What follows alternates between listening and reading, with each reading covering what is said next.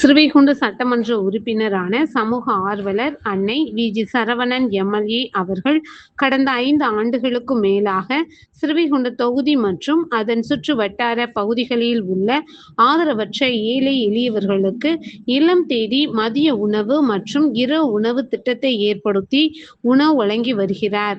இந்நிலையில் தமிழக வெற்றிக் கழகத்தின் ஐம்பெரும் கொள்கை தலைவர்களுள் ஒருவரான சமூக ஆர்வலர் அஞ்சலை அம்மாளை கொள்கை தலைவராக அறிவித்ததன் ஈர்ப்பால் தமிழக வெற்றிக் கழகத்துடன் இணைந்து தமிழகத்தின் நிரந்தர முதல்வர் திரு சி. ஜோசப் விஜய் அவர்களின் ஆசியுடன் கழக பொதுச் செயலாளர் அண்ணன் புசி என். ஆனந்த் அவர்களின் வழிகாட்டுதலின்படியும் 21/7/2026 அன்று 1468வது நாளாக ஏரல், உண்டியலூர், ஸ்ரீவைகுண்டம், கோட்டைக்காடு, சிறுதொண்டநல்லூர் மற்றும் கீழமங்கலக்குறிச்சி அதன் சுற்று வட்டார பகுதிகளில் உள்ள 163 ஆதரவற்ற ஏழை எளியவர்களுக்கு தமிழக வெற்றிக் கழகம் தூத்துக்குடி மேற்கு மாவட்டம் ஸ்ரீவைகுண்ட சட்டமன்ற உறுப்பினரான சமூக ஆர்வலர் அன்னை வி.ஜி. சரவணன் எம்.எல்.ஏ. அவர்களின் சார்பில் மதிய உணவாக முட்டையுடன் கூடிய